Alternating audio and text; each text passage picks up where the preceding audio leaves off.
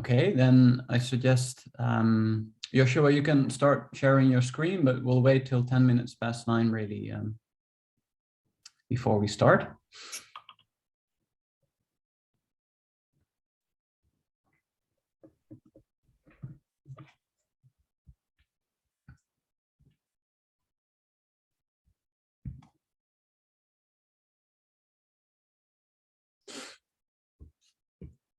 I would also like to remind everyone, you can also see that in the chat, that there are a large number of pre-recorded talks that you can watch on the YouTube channel of the European Art Network.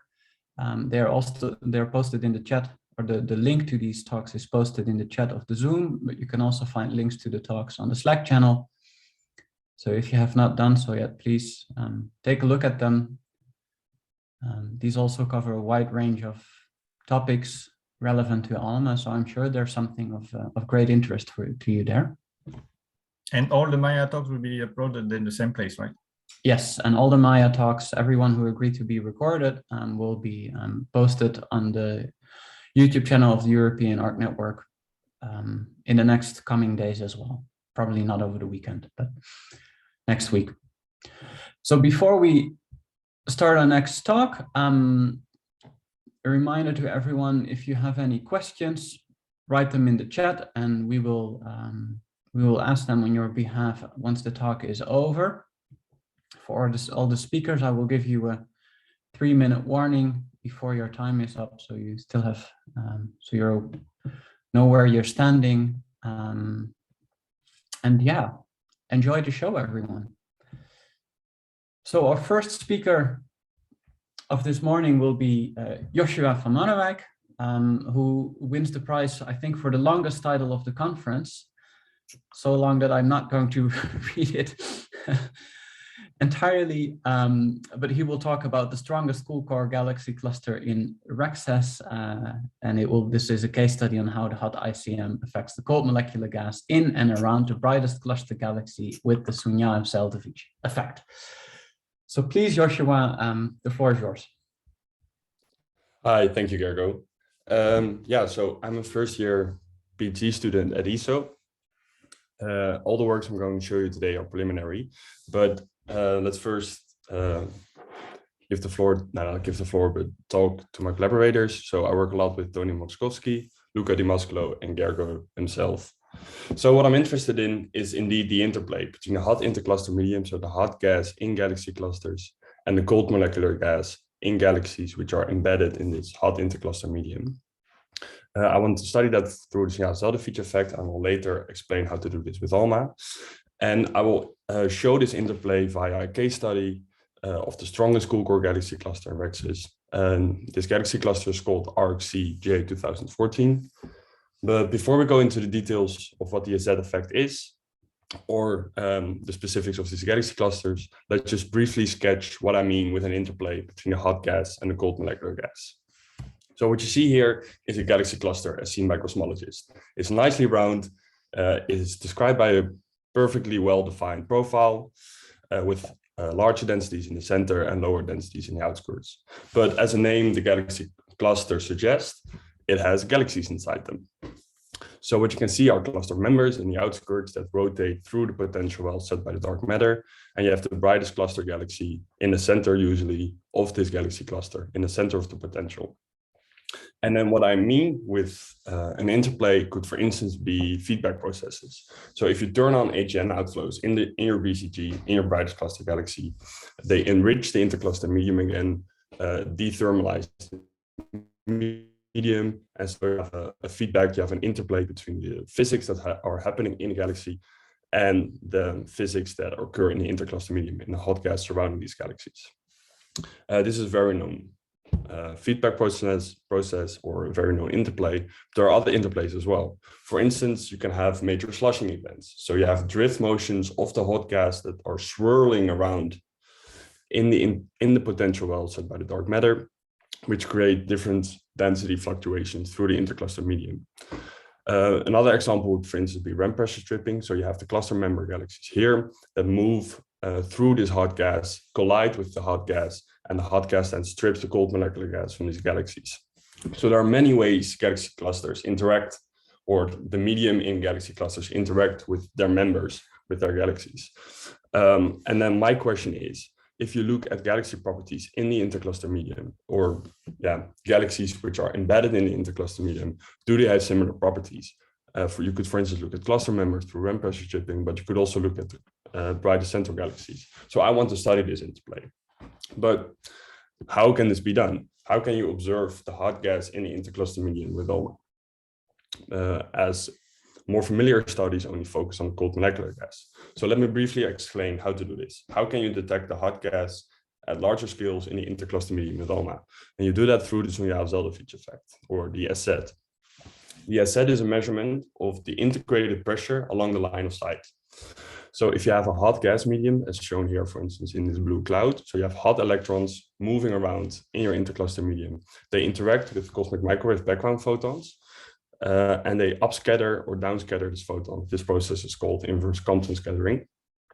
Then if you have your telescope, such as an antenna here of ALMA, you look at the cosmic microwave background and you see a lack of photons because they have been interacted with the hot gas and changed in frequency. So you would see a lack, or at other frequencies, an overdensity of these cosmic microwave photons. So you look at distortions of the cosmic microwave background. And then if you want to look at these distortions, you can interpret them as a surface brightness. And the cool thing with the Zel'dovich effect is you don't have any difficulties, or the distortion actually cancel out redshift dimming. So you have a redshift independent surface brightness, which is superior, for instance, over X-ray emissions. And furthermore, as with the Sunyaev-Zel'dovich effect, you measure the integrated pressure along the line of sight. So you get an estimate of the pressure of the hot gas. This pressure goes linearly with density, meaning you can probe lower density regions than with X-ray, as the X-ray goes squared with the density itself. So through cosmic microwave background distortions, you can actually measure the hot intercluster medium in and around galaxies. Like I said, with the distortion, this is a way to quantify it. So don't look yet at the y-axis, but the x-axis shows you the frequency. So if you look here in blue, you can see the cosmic microwave background. It's a black body spectrum. And then if it interacts with hot gas, the photons get upscattered, so you get this distortion spectra. So you get a distorted microwave background, cosmic microwave background spectrum. Then if you look at the difference from the cosmic microwave and the distorted spectra, you get this orange line here, which is your thermal Zel'dovich profile. So now if you look at the y-axis, it says spectral distortion.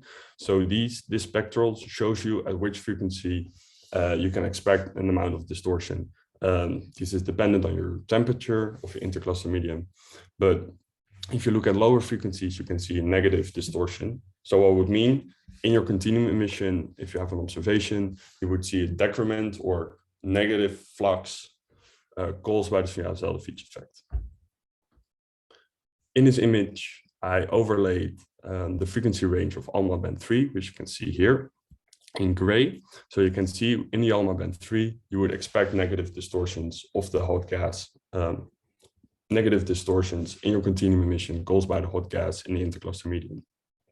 And as we all, probably a lot of people know, with ALMA band 3 and spectroscopy, you can actually look at spectral line profiles or spectral lines from line transitions of molecular atoms or molecules, such as CO120. So by looking at the continuum emission, you can observe the hot intercluster medium. And by looking at spectral lines, you can actually probe the molecular gas or the cold gas in galaxies. This gives you a unique possibility to simultaneously observe the hot intercluster medium surrounding the galaxies and the cold molecular gas in the galaxies. Okay. But you can probably do that with multiple telescopes as well, not only with ALMA. So let me give you an example. There are other Sunyaev-Zel'dovich surveys out there that observe many, many galaxy clusters, such as Planck, the Atacama Cosmology Telescope, or SPT. But as an example, I will show here the field of view of Planck.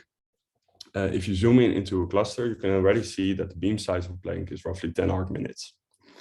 So if you want to observe a galaxy cluster with these survey telescopes, you completely remove all forms of spatial information you can have. So if you want to correlate, for instance, the pressure of the hot gas surrounding a galaxy with the galaxy properties themselves, you actually wipe out all the information you have on the cluster, such as merging events or local over density regions such as the sloshing events. So you need ALMA to probe higher spatial resolution observations to actually properly do these kind of studies. Okay, now let's go to my work. So I've given you enough background. Let's talk about RXC-J2014. As I told before in the introduction, it is the brightest cool core cluster in REXCESS. What does it mean to be a cool core cluster? It has a very vast central potential. So it means that in the center of the galaxy cluster, the temperature is highest and the density is highest. So from other wavelength observations, we already can infer some properties. So what you see here in the contours are the X-ray emission. You can see it's indeed very centrally localized. But if you make an unsharp mask out of these X-ray images, you highlight structures which are not caused by the standard surface brightness. So looking at this structure, you can see a small decrement here.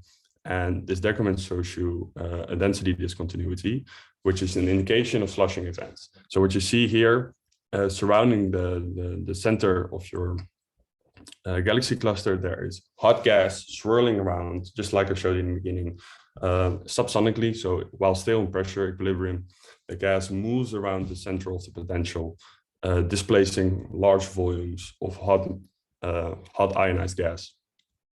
Now, if you overlay the X-ray emission with H-alpha emission, the optical light, you can see there's already a small displacement between the X-ray peak and the stellar peak. But now the question is, what can the ALMA observation bring us? What can the pressure of the hot intercluster medium probed by the Sunyaev-Zel'dovich effect tell us? And what can the cold molecular gas tell us about these observations? So what I show here is ALMA observations in the continuum. So on the left panel, you can see the observation in continuum. And what we did is we performed UV space modeling on this brightest cluster galaxy. So in the center, you have a radio source and an extended dust emission.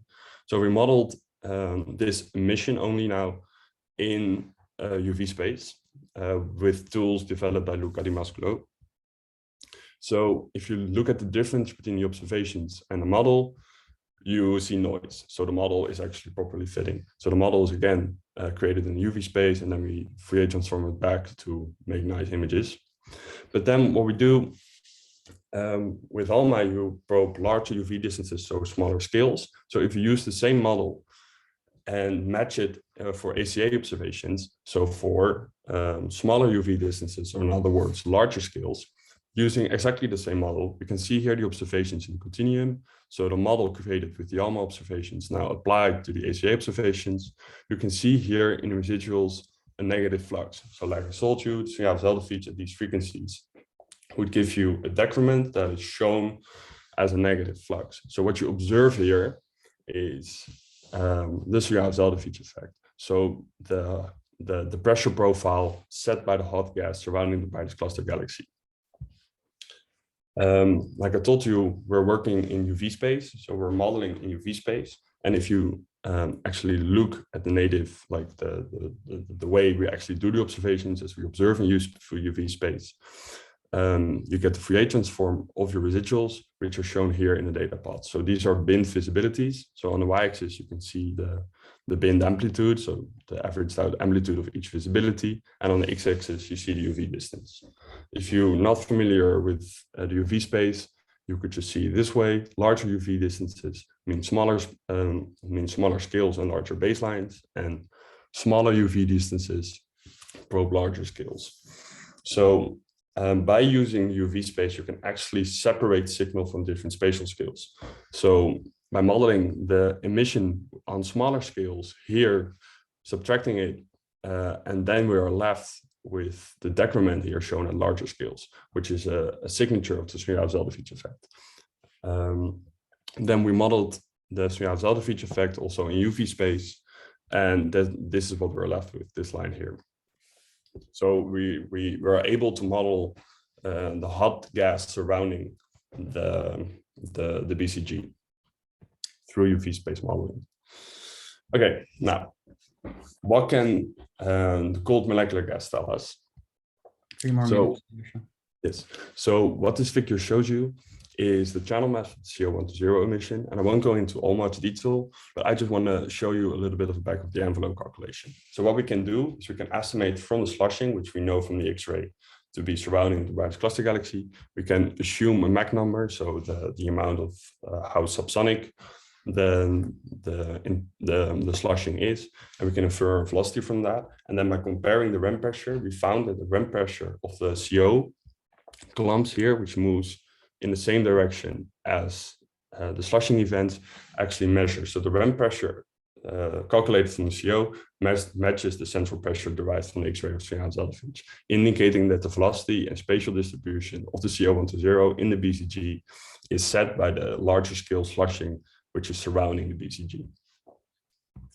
So to summarize, what we learned from this specific cluster is from UV space modeling, we found a cusp core with the Zel'dovich effect, which indicated cool core, matching the observations in the X-ray. And we see a small offset between the central potential of the Zel'dovich effect and the center of the density for the X-ray effect, which is also an indicator of slushing. So you can see that the slushing, imagining this way, if you follow the slushing this way, it offset the density while the pressure, while the motion is still in pressure equilibrium. So it offsets the X-ray potential from the center of the Zel'dovich effect. Further, from optical imaging, which I didn't talk about, we find a very cusp or central metallicity profile, indicating that slushing is not very strong. Together with the small offset, we actually indeed conclude that the slushing we find around the BCG is rather small, but still has effects on the distribution, velocity distribution, spatial distribution of your cold molecular gas in the BCG. What I want you to take away from this case, from this example of this galaxy cluster, is we can simultaneously observe the hot ICM and cold molecular gas through ALMA band 3 observations. And then with these types of observations, we can study the interplay between both media directly. And then through UV space modeling, we can separate signals from different spatial scales to model high resolution Zel'dovich map, while correcting for dust and singleton contaminations, which are shown at the smaller baselines. Sorry, larger baselines, smaller scales. Now to wrap it up, this is only one example of the studies you can do with the Zel'dovich and ALMA. There are many, many, many possibilities we can explore. For instance, I'm interested in all these topics here. So you could do joint modeling of ALMA with larger scales, or even study die-hard intercluster medium astrophysics. So now we only talked about motions in the intercluster medium that are subsonic, but you can also have supersonic motions, shocks. So for instance, a study by Luca Di Mascolo on the shock wave in the bullet cluster could be very, very interesting. Or you could use the independent surface brightness with respect to redshift and can probe the environment of galaxies around the cosmic noon at higher redshift, which also would be very, very interesting. And then finally, by combining Zel'dovich observations, by measuring the pressure around galaxies, we can actually probe with auxiliary data galaxy evolution properties such as environmental quenching. I think I will leave it here, and then I will be open for any questions you'll be having. Thank you. Thank you very much, Joshua, for a very clear talk. We need some time for questions. Let's look. In the chat, some question. Do you assume a source shape a disk Gaussian profile for the visibility fitting? Yes, so we can play around with that. So what we did, for instance, for the radio source, we first played around with the point source, and then correct for like the primary beam and the normal beam, the synthesized beam. And then you can look at the residuals and see how well it fits. So you can do a combination of point source, but you can also model Gaussian blobs basically through the continuum emission. So what we first did by modeling a point source, you also model spectral slope to this. So by modeling a point source in the continuum emission, here you can look at the residuals, and then there's still some left. So then this emission is modeled by a point source in the center, and then a Gaussian extended emission surrounding it, which was actually had a positive spectral slope. So we find in the continuum emission a central source that is emitting via synchrotron, and an extended emission that's a continuum emission that is modeling the dust around this BCG. Okay, we have another question. Thank you for this great talk. It was very clear. Could you explain in more details how you modeled the decrement due to the SZ effect, slide 19? Are you fitting the points? So, okay, so what we're doing is we're performing a nested sampling routine. So we do a Bayesian interference method. So what we do is you have the Zel'dovich effect that is described by, for instance, an A10 profile or a GNFW profile. So you measure the integrated pressure along the line of sight. Then through formulas, you can convert this to, you can recalculate them into Janskys. But what you actually see here, these points you see are already model dependent because we are subtracted the continuum emission from the central source. So what we do is we simultaneously model the continuum emission, so which are the point source and the Gaussian blob and the Zel'dovich profile. So we're not fitting, we're just exploring the parameter space and then finding the most likely parameters. So for this model now, so we're still working on improving the modeling and trying to understand all the degeneracies in all the parameters. But the model we're having now for the continuum emission and Zel'dovich is already 15 parameters. And that will go larger if you want to include ellipticity, or maybe there are two Zel'dovich components. So we're doing a Bayesian interference technique. We're not fitting these data points exactly, but we're modeling in the Zel'dovich effect in image plane and then Fourier transforming it to the UV plane. I hope that answers the question. Maybe a very quick last question. Yes, very cool science. With what auxiliary data would you constrain the quenching mechanism? So that's a good question. So there's a large survey, and it's called the Go Green survey, that has a lot of optical information. So what you, for instance, could do is you could look at the color of the galaxies, but you could also look at the cold molecular gas, what it's doing for the galaxy quenching, or there are many possibilities. So this project is just starting, so I'm not really that familiar or an expert on it yet, but you can correlate it with the cold molecular gas, the pressure surrounding it, or the optical information. I think that's the most interesting for now. Okay, thank you very much, Joshua,